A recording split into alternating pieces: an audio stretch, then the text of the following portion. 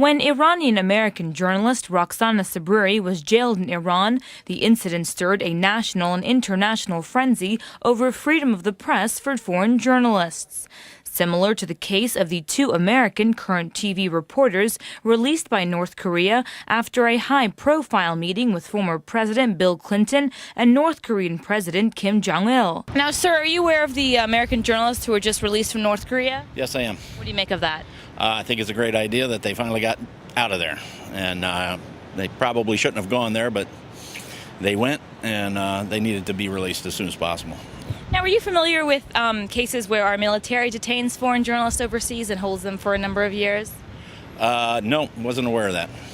However, when it comes to the U.S. government detaining foreign journalists overseas, holding them for long periods of time without evidence to convict them, resulting in their torture or death, it barely makes the news, leaving media advocacy groups to call the double standard card on the United States when it comes to freedom of the press for foreign journalists covering U.S. military operations in Iraq and Afghanistan.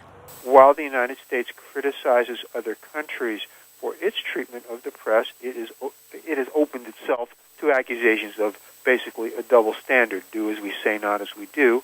The prolonged detention of Sami al-Haj is the most widely reported case. The Sudanese journalist working for Al Jazeera was detained in Afghanistan in 2001 and sent to Guantanamo Bay, Cuba, where he was tortured for 6 years in detention and released without charges. Al-Haj is now seeking legal action against former President George W. Bush.